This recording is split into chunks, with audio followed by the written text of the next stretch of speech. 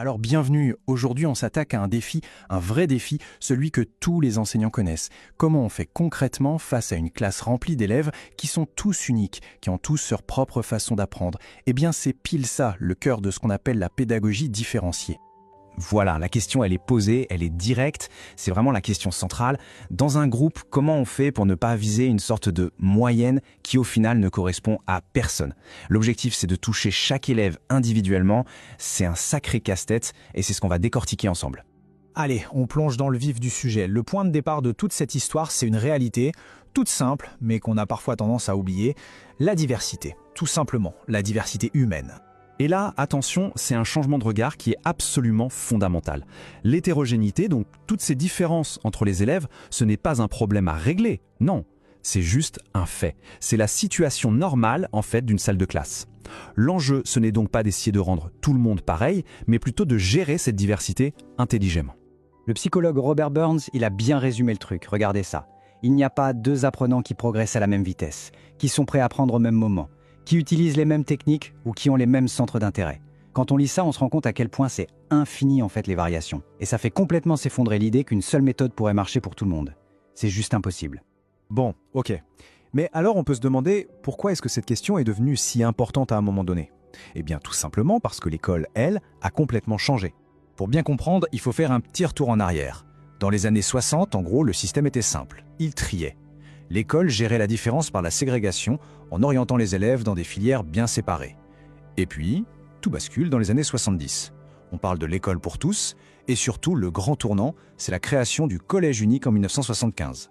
Et là d'un coup, l'hétérogénéité dans les classes, elle explose littéralement. Des élèves de tous les milieux, de tous les niveaux, se retrouvent assis les uns à côté des autres. Du coup, on ne pouvait plus gérer les différences en séparant les élèves. Non, il fallait trouver une solution à l'intérieur de la classe. Une solution pédagogique. Et c'est précisément là que la pédagogie différenciée apparaît.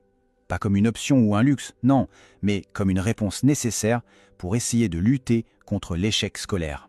Mais attention, le mot « différencier » peut paraître simple, mais en réalité, il ne veut pas dire la même chose pour tout le monde.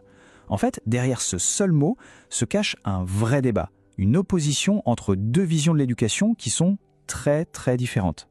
Bon, partons de la définition de base, celle sur laquelle tout le monde est à peu près d'accord. La pédagogie différenciée, c'est une approche qui veut adapter l'enseignement aux besoins, au rythme, au style de chaque élève. L'idée, c'est que tout le monde puisse progresser. Ça, sur le papier, ça a l'air simple. Mais c'est le comment on fait qui va tout changer. Et celui qui a vraiment mis le doigt sur ce débat, c'est le philosophe et pédagogue Philippe Mérieux. Il explique qu'en fait, il y a deux grands courants qui s'affrontent. Alors, regardons ça de plus près. D'un côté, il y a ce que Mérieux appelle la gestion technocratique. L'idée ici, c'est un peu comme chez le médecin. On détecte les manques de l'élève et on prescrit un remède. L'élève est vu comme un objet à réparer. Et de l'autre côté, on a ce qu'il nomme l'inventivité est régulée. Et là, la philosophie est complètement différente. On ne cherche pas à réparer l'élève, non. Le but, c'est de créer un environnement d'apprentissage tellement riche et varié que l'élève, qui est considéré comme un sujet actif, va lui-même trouver les outils pour apprendre. Et cette citation de Mérieux, elle claque. La gestion technocratique des différences confond formation des personnes et fabrication des objets. Ça résume parfaitement le risque de la première approche. On finit par traquer l'éducation comme une usine, au lieu de se souvenir qu'on forme des personnes, des individus uniques. Ok, donc si on met de côté l'approche technocratique, comment on fait pour mettre en place cette fameuse inventivité régulée? Comment on crée ces conditions qui permettent à l'élève d'apprendre? Eh bien, ça ne sort pas de nulle part, ça s'appuie sur des concepts théoriques vraiment puissants. Parce que, attention, créer des conditions, ça ne veut pas dire « débrouillez-vous tout seul ». Pas du tout.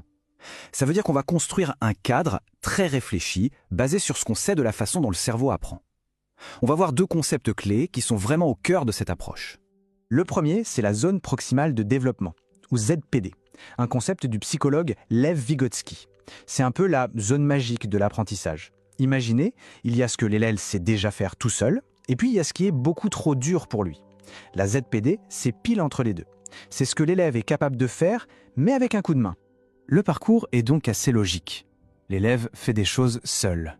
Puis, l'enseignant repère cette fameuse ZPD, cette prochaine étape. Et il va concentrer son aide juste là. C'est là que son intervention est la plus puissante, parce qu'elle permet à l'élève de franchir le cap, pour que demain, il puisse le faire tout seul. On construit l'autonomie.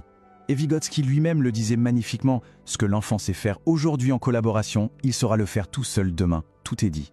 L'aide, ce n'est pas une béquille pour toujours, c'est juste un échafaudage temporaire qu'on retire une fois que le mur est construit. Un deuxième concept super important, c'est le conflit socio-cognitif. Derrière ce nom un peu barbare, l'idée est assez simple. On apprend super bien quand nos certitudes sont un peu secouées. Quand on est face à une idée qui contredit la nôtre, ou face à un problème qu'on n'arrive pas à résoudre, eh bien ça nous force à réfléchir, à réorganiser nos idées. Et c'est comme ça qu'on construit un savoir vraiment plus solide.